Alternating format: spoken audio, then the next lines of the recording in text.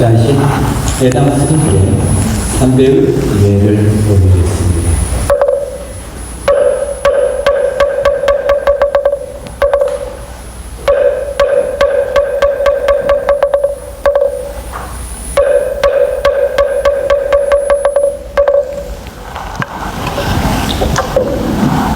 형제 여러분, 자세를 바로 하시고 고요하게 마음을 가다듬는 입장을 하시겠습니다.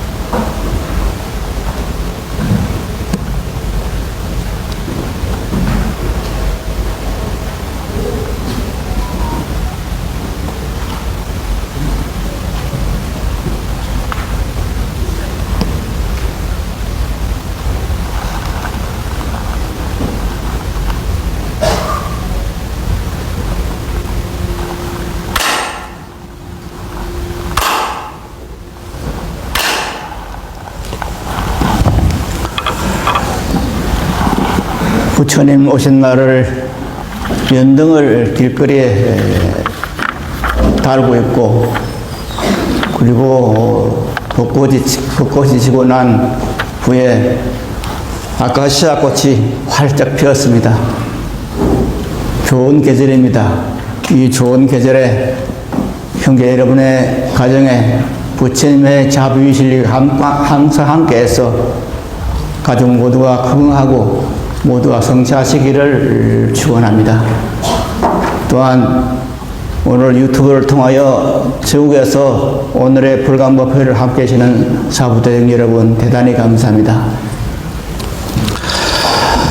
오늘 드릴 말씀이 마바냐 바라밀이 해방과 자유를 준다 그렇게 되어 있는데, 이것은 작년 즉 2025년도 5월 달에 중생의 이익과 행복을 위하여라는 제목으로 한번 말씀을 드린 적이 있습니다. 근데 오늘은 그 제목을 중생의 이익과 행복을 위하여가 아니고 마바냐 바라밀이 해방과 자유를 준다는 것으로 바꾸고 오늘 말씀을 조금 드리겠습니다. 다만 오늘 행사가 많아가지고 11시 30분까지는 법문을 마쳐달라는 그런 부탁이 있어가지고 가능한 그 시간에 말씀을 하겠습니다. 먼저 오늘의 마바냐 바라밀이 해방과 자유를 준다는 것을 같이 함께 읽어보겠습니다. 부처님께서는 제자가 60명이 되었을 때 그들로 하여금 적극적인 전도의 길에 나설 것을 말씀하시고 있다.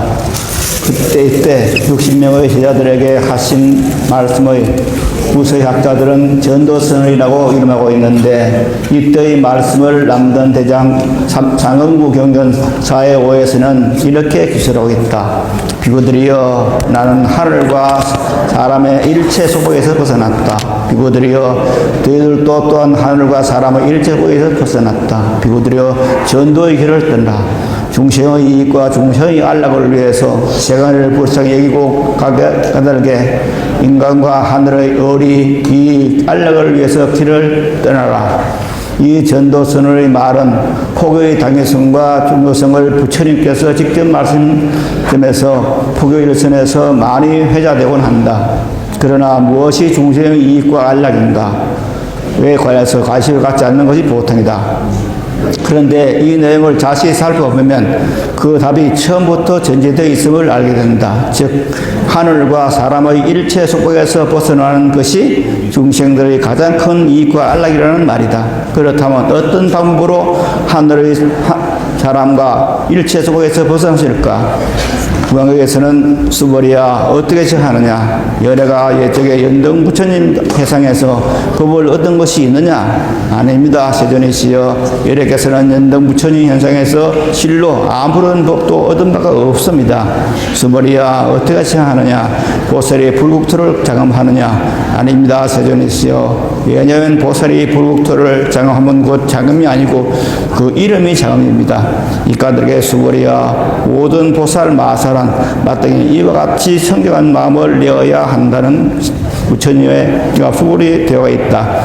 위의 금강경에서는 부처님의 말씀을 보면 하늘과 사람의 일체공에서 벗어나는 길이란 여래께서 연등부처님 외상에서 실로 아무런 법도 얻은 바가 없음이고 보살의 불국토를 장엄하여 장엄함이 없음이니라. 이것이 청정한 마음이고 보살은 일단 이러한 청정한 마음을 내어야 하며 그 마음으로 살아야 한다는 것이다.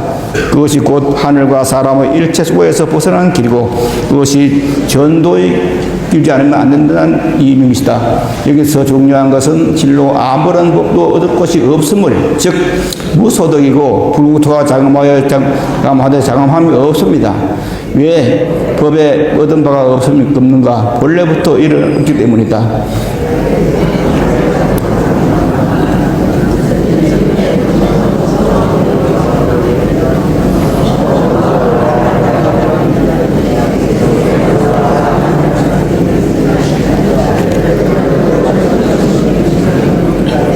내가 해탈인 것이다.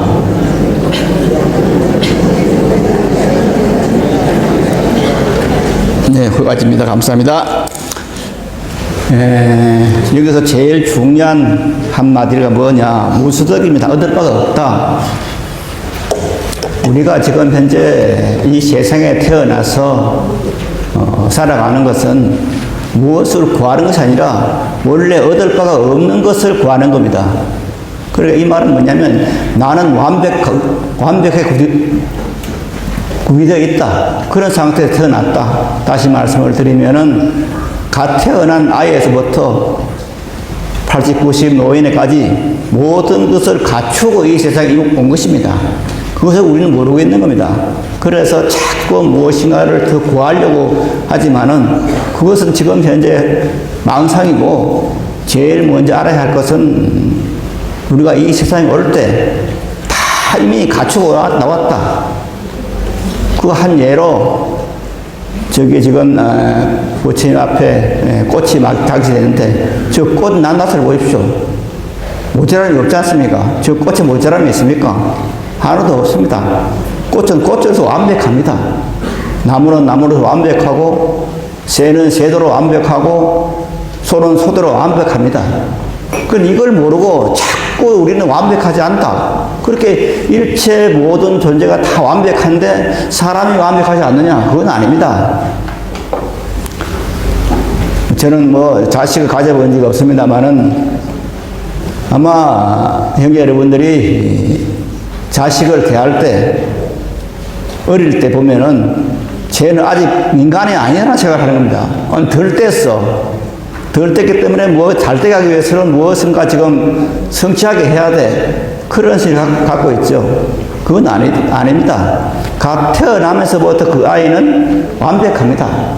이목구비가 완벽하고 다 갖춰져 있어요. 그런데 의식적으로 우리들은 어린아이는 아직 완벽하지 않다. 모자란다. 그렇게 하는 겁니다. 이제 그게 잘못된 것이죠. 그래서 꽃과 나무와 새와 짐승들이 완벽한 자태라고 했듯이 우리도 완벽하게 태어났습니다. 이걸 모르고 자꾸 우리는 모자란다. 이렇게 생각하기 때문에 문제가 생기는 겁니다. 내 생명, 부처님 무량도 생명, 이 말씀은 광교 덕제 큰 스님께서 만드신 말이지만은 이게 사실 불교의 근본입니다. 내 생명이라는 것은 부처님 무량공도 가지고 태어났다. 나는 그런 존재다. 이 말입니다. 그런데 우리들은 여기에 대해서 착각을 하죠. 나는 완벽하지 않다. 모자란다. 그럼 뭔가 더 구해야 된다. 그런 생각을 하는 겁니다. 지금 이 자리에 계시는 우리 형제들도 그렇고 지금 법회를 함께 하기 위한 전국의 사부 대중도 마찬가지입니다. 아마 제가 국민학교 3학년 때 그 교과서에 이런 내용이 있었습니다. 제가 이제 국민학교 3학년 때라 그러면 아마 유튜브를 통하여 법문을 듣고 있는 사후대님께서는 저 선생님 나이가 뭐가 얼마까 그걸 생각할 수 있는데 저는 1949년생입니다. 그래서 1949년생을 기준으로 해서 보면은 그때 국민학교 3학년 교과서에 이런 내용이 있어요. 아마 기억하실 분은 기억하실 겁니다. 어떤 그 어촌에 낚시로서 이제 생을 갖고 나가는 그런 부부가 있었는데 아마 집이 가난했던 모양입니다. 그렇지만은 그 남편은 아침마다 이제 낚시를 하러 갑니다. 그 낚시를 하러 가서 낚시를 하는데 계속 그 물고기가 물리지 않더니 한나절이나 되었을 때 물고기 한 마리 물렸어요. 그래 낚싯대 올리니까 그 빛이 금고기야. 껍질은 금고기야. 그래서 그러면서 그 금고기에 말을 하는 겁니다. 할아버지 쟤는 용궁의 아들인데 이 용궁에서 지금 나들이 났다가 지금 이제 할아버지의 그 낚시 바늘을 물었습니다. 그러니까 저는 지금 돌아가야 됩니다. 그러니까 좀 살려주십시오. 그렇게 말을 하는 겁니다. 그러면서 만약에 저를 살려주신다면은 할아버지가 원하는 모든 것을 들어주겠습니다. 그렇게 이야기를 해요. 그래서 그 노인은 그 금고기를 이제 물에 놔줍니다. 그래 와서 이제 그 이야기를 할머니에게 했더니 할머니가 벼락까지 화를 냅니다. 이 영감탱이야. 지금 저거 부엌에 지금 쌀 떨어졌고 지금 밖에서 지금 물이 철철 새고 있는데 그거라도 하나 달라 그러지 어떻게 그냥 놔줬냐 이렇게 이제 또 호통을 칩니다. 옛날이나 지금이나 그 부인들의 행사가 굉장히 심하죠. 그러니까 남편들하고 부인들 꼼짝을 못해요, 다들. 그래서 그 영감님도 할머니가 그렇게 그냥 호통을 치니까 아 뜨거라 하고는 다시 이제 그 바닷가에 갑니다. 가서 금고기야 할머니의 소원이다 이렇게 이제 말을 합니다. 그러니까 금고기가 불떡 튀어 올라옵니다. 그래서 할머니의 소원인데 우리 집 밖에서가 있는데 그 밖에서가 지금 줄을 세고 있다. 지금 밖에서 하나 좀 갈아달라고 그렇게 이제 부탁을 합니다. 그러니까 금고기가 알았습니다 하고 그 집에 가보십시오 이렇게 말을 해요. 그러니까 그리고 금고기는 이제 다시 물속에 들어가는데 지금 와보니까 정말 밖에서가 새로운 밖에서 나와 있는 거예요. 물도 안 새는. 그래서 그냥 참 희한하다 그러고 있는데 그 할머니가 다시 이제 뭐라냐면은 어떻게 시원찮게 그 금고기한테 이런 시원찮은 밖에서 하나까지 달라 그런 말 하냐. 다시 가서 새로운 집으로 좀 만들어 달라 그래라. 그렇게 또 이야기를 해요.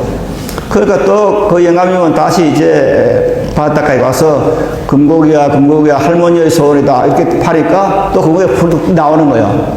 그러니까 지금 할머니가 새로운 집을 좀 원한다. 그러니까 그 금고기가 예, 알았습니다. 돌아가 보십시오. 그러니까 오니까 자기 집이 완전히 새로운 집으로 되어 있는 거예요. 그냥 집값부터 해. 그런 집이 되어 있어 가지고 있는데 또 할머니는 또 만족하지 않는 거예요. 그래서 이 영감아 지금 이제 이 집만 하고 되겠냐?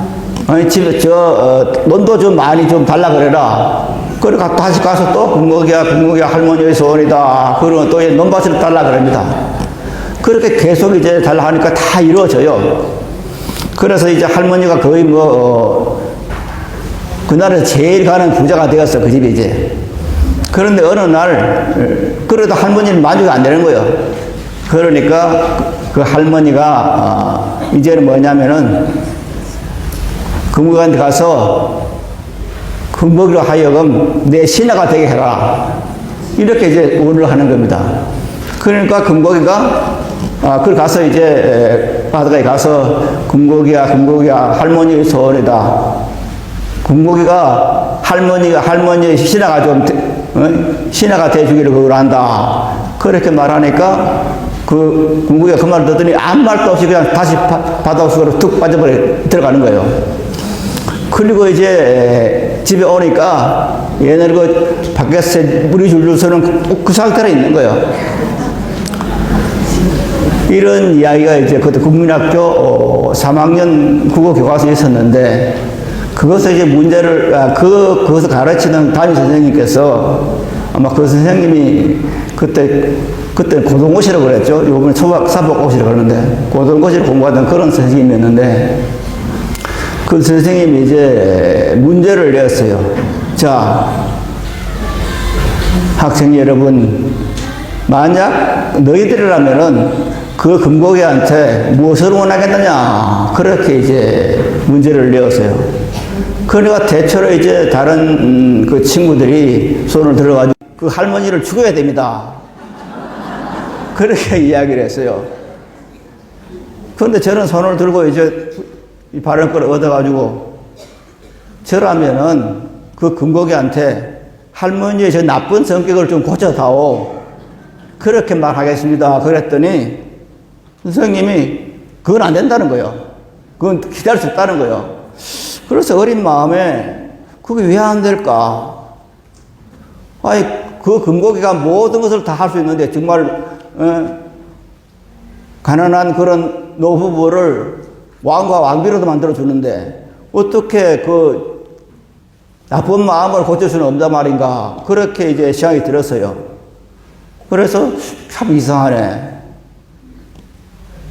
그렇게 생각을 하고 오래 살아서 궁금하게 생각했어. 다만 이제 그때 그 할머니를 죽여야 된다 이렇게 그렇게 말한 친구들 한 2명 보니까, 뒤에 보니까 법조에 가서 어떤 사람은 검사가 되고 어떤 사람은 변호사가 그랬더라고요. 그래서 저는 어린 마음에 이상하다, 왜 할머니의 마음을 좀 선하게 착한 마음으로 좀 고쳐다는 건 안 될까, 그런 것을 계속 생각하고 있었어요. 선생님이 안 된다, 그 말을 선생님이 안 된다 그랬으니까.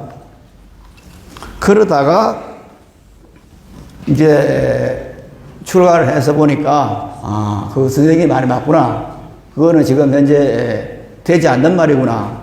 왜? 사람의 마음이라 하는 것은 자기가 바꿔야지, 누가 지금 신이라도 하느님이라도 그거 바꿀 수 없는 것이다. 그래서 저희 말해서 부처님의 사물렁이 있죠. 부처님께서 사람의 업은 바꿀 수 없다, 이제 이런 말이 나오는데, 그래서 아무리 신통이 있는 그런 금곡이라도, 용왕의 아들이라도 사람의 마음 바꿀 수 없는 것이다. 그럼 사람의 마음이라면 뭐냐? 이게 문제죠. 그래서 사람의 마음은 자기 스스로가 바꿔야지 부처님께서 어떻게 할 수 없는 것이다. 그런 생각을 이제 출가하고 난 뒤에 불교를 알면서 이제 깨닫게 되었어요. 그래서 국민학교 3학년 때 들었던 선생님의 말은 맞다.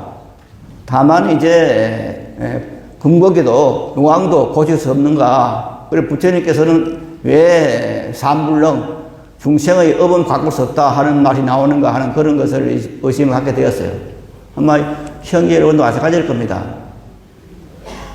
정말 보통 이제 신을 믿는 종교에서는 신이 왜 사람에게 이렇게 병을 만들었느냐. 처음부터 병이 없는 그러한 그 상태로 사람을 만들었으면은 병도 없고 사람이 다 알아갈 텐데, 이렇게 가난하게 살게 되고 병이 있고 이런 사람을 창조했느냐. 이건 하느님의 신의 잘못이다. 그런 말들을 많이 하죠. 중생의 삶이다. 이렇게 말씀을 했는데, 이런 생각들을, 이 내용들을 생각하면서 가만 생각을 하니까, 이제 저도 이제 얼마나 더 살지는 모르겠으면 나는 죽어야 되는데, 아니, 죽일 때는 겁이 안 나는데, 죽을 수는 그냥 웃으면 죽을 수 있겠는데, 태어나는 게 보통이라 이런 생각이 드는 거예요. 태어나서 지금 그럼 뭘 해야 될까? 어떻게 태어날까? 이게 제일 걱정이에요. 그래서 죽는 것은 겁이 안 나는데, 태어나는 것이 겁나는구나. 그래서 아직까지, 그렇게까지 못 갔으니까 내가 생사를 조절할 수 있는 능력을 안 됐으니까, 죽는 것은 확실하고, 죽고 난 뒤에 태어나야 되는데, 태어나지 않는 방법을 모르잖아요. 제일 좋은 것은 부처님께서 하신 말씀처럼 딱 그냥 태어나지 않는 그 것을 깨달으면 돼요. 그러나 저는 아직 그 경지는 못 가고 아마 그 경지에 간 사람들은 그렇게 많지 않으리라 생각을 합니다. 물론 아라한이 되면은 아라한들은 그렇게 된다 그러죠. 그러나 과연 아라한들을 그랬느냐 하는 것은 가요.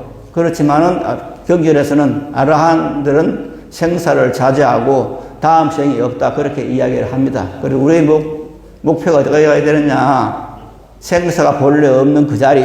그래서 죽어서도 다음에 태어나지 않는 그 경지에 가는 건 최고의 경지입니다. 여기서 나오는 것이 이제 뭐냐, 이게 나오는 무소득입니다. 무소득. 우리는 얻을 바가 없다. 왜 얻을 바가 없느냐? 아마 이걸 제일 헷갈리는 그런 금강에서 그렇고 지금 이 부분에서 그런데 제일 헷갈리는 부분이 얻을 바가 없다는 겁니다. 무소득. 이걸 이제 여기서는 이렇게 말씀하고 있죠. 무소득인데 실무소득, 그 다음에 마지막 문단의 제일 밑에 줄에 보면은 이까때가 수리야 모든 보살 마살은 마땅히 이와 같이 청정한 마음을 올려한다. 이것이 성정심. 이거 이제 의무소득 이생기시고 똑같은 말입니다. 그래 무문력 없이 그 마음을 내는데, 근데 여기서는 이제 무문마 없이 그 마음을 어떻게 하냐, 청정심을 해야 된다 이 말입니다. 그 청정심이 뭐냐? 우리가 본래 갖추고 있는 마음입니다. 그래서 얻을 바가 없다는 것은 앞에 서두에 말씀드린 것처럼 우리 모두는 이미 가지고 태어났다.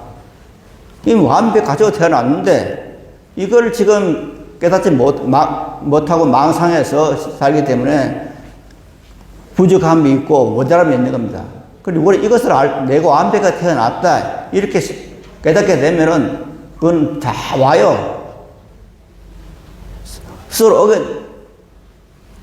오게 돼 있어요. 물론 제 스스로의 삶을 돌이켜보면은 다 잘 됐는데 99%는 잘 됐는데 딱 하나가 안 된 게 있어요. 그게 뭐냐? 불광법회가 이 모양이 된 겁니다. 이거 하나는 아직 해결 안 되는 거예요, 지금. 그래서 참 80다연 상계를 살면서 참 잘 됐는데 막판에 지금 한 해가 이게 불광법회가 발목을 잡는가 그렇게 생각을 하게 되는데, 그렇지만은 저는 기다리고 있습니다. 지난번 현진 법회장님께서 그만두셨을 때 저녁에 이제 메시지를 보냈는데 그 메시지에 뭐라고 했냐면은 마지막에 좀 긴 메시지였는데 2030년에 웃으면서 보겠습니다. 그렇게 말씀을 메시지를 보냈어요. 왜 2030년이냐? 앞으로 그러니까 지금 4년 남았죠? 4년 남았는데 저는 제가 삶을 쭉 한 살 때는 모르고 국민학교 들어가부터 내 삶을 다 적어 놨어요. 물론 불가문도 있고 다 적어 놨는데 그걸 보니까 내 삶이 어떤 때 바뀌느냐면은 저는 갑수로생인데 수련이 되면 바뀌어요. 아마 출가하시는 분들도 다 그랬을 겁니다만은 물론 뭐 어릴 때 그냥 뭐 응급결에 집에 가출한 그런 사람들도 있겠지만은 출가를 한 사람들은 다 출가할 때 그 해를 많이 겨울질 합니다. 언제 출가를 해야 될까? 군에 갔다 와서 할까? 아니야, 군에 가기 전에 해야지. 뭐 이런 여건을 따지고 출가할 날짜를 다 정해요. 그렇게 정하는데 저는 이제 70이 될 때 출가하기로 그렇게 이제 정했는데 22살 정했는데 그렇게 내 생애를 쭉 저렇게 저걸 다 보니까 제 삶이라고 하는 것이 전부 그냥 순련이 바뀌는 거예요. 그래서 순련이 되니까 추가를 하고, 그리고 순련이라는 것은 이제 갑자, 을초 할 때 그 순련입니다. 그래서 훈련이 되면 내 삶이 근본적으로 바꿔지는구나. 그래서 출가하는 날 또 훈련이고, 그 다음에 이제 내가 82년도에 불광사 방구를 들었는데, 불광사 방구를 들은 후에도 훈련이고, 그 다음에 어쩌다 보니까 또 이제 어느 도반이 그냥 나를 총무원에 가서 일을 좀 도와달라고 해서 총무원에 갔어요. 그 총무원에 가다 보니까 거기서 그냥 어쩌다 보니까 이제 호흡 보정이 됐는데, 그 총무원에 처음 시작할 때, 그때도 훈련이야. 그래서 참 희한하네. 왜 훈련이 그럴까? 또 그뿐만 아닙니다. 이제 지용스님 문제가 생겨가지고 지용스님 쫓겨나고 이제 혼란이 시작되는데, 그 시작된 해가 훈련이야. 그래서 그걸 가만히 보니까, 훈련이 되면은 내한테 내 삶이 어떤 변화가 온다. 이걸 알게 되었어요. 그래서 그 변화를 보니까 전부가 좋은 방향으로 변화가 돼요. 그러면 2030년에 이제 그때도 이제 갑술년인데 2030년수론도 틀림없이 이건 좋은 방향으로 해결될 것이다. 그런 생각을 하게 되고, 제 삶에서 지금 현재 제일 좋은 방향은 뭐냐? 이건 불광법회가 정상화되는 겁니다. 불광법회, 불광사가 정상화되는 것이 저의 최고의 바람이고, 그것이 2030년에 일어나는데, 갑술년에 일어나는데, 그냥 그것은 불광법회, 불광사가 정상화되는 것이다 하는 그런 생각이 들어요. 거기에서 제가 어떤 역할을 할지는 모르겠습니다. 그러나 지금까지의 삶을 돌이켜 보면은 좋은 방향으로 갔다. 그래서 지용스님을 회주로 해서, 저는 지용스님을 회주로 만들 때, 제가 만든 건 알기만은 회의를 해가지고 주장하게 된 것은 뭐냐. 지용스님을 창문으로 해놓으면은 불광사는 새로 지을 것이라는 생각이 들었어요. 다들 그냥 지정스님도 그렇고, 지왕스님도 그렇고, 불광사로 지어야 된다는 그런 말들을 많이 했으니까, 그래, 불광사를 새로 지을 수 있는 그런 능력이 있는 사람은 지용스님밖에 없다는 그런 생각에서 지용스님을 추천했고, 하여튼 우여곡절 끝에 불광사는 재축이 되었고, 중건이 되었어요. 그래서 저에게 또 이제 기회가 온 거예요. 지용스님은 나를 못 살게 그렇지만은, 여하튼 지용스님 쫓겨난 뒤에 제가 불광법회를 위해서 일할 수 있는 기회가 생긴 거예요. 그래서 우여곡절이 있지만은, 그러나 저의 삶은 불광법회, 불광사가, 그리고 한국불교가 잘 되는 쪽으로 계속 나아가지 결코 나쁜 꽃으로 빠가지는 않는다. 그런 확신이 들었고, 그것은 저는 될 것으로 생각을 합니다. 그래서 개인적으로 만나는 우리 형제들에게 2030년까지 기다리자. 그러니까 어떤 분들은 너무 길다. 그렇게 말합니다만은, 제 개인적인 어떤 운명적인 그런 업보적인 그런 것을 봤을 때는 앞으로 4년 더 기다려야 되겠다 하는 그런 생각이 들고, 그때는 틀림없이 될 겁니다. 그래서 희망을 좀 가지면 되겠습니다. 그래서 지금도 보면은 이제 금년 부처님 오신 날을 제 절에서는 원래 일요일이니까 이런 법회에서 사용하게 되어 있어요. 그런데도 제 절에 소인 부른 스님들은 계속 이제 그날은 어떻든 해결된다.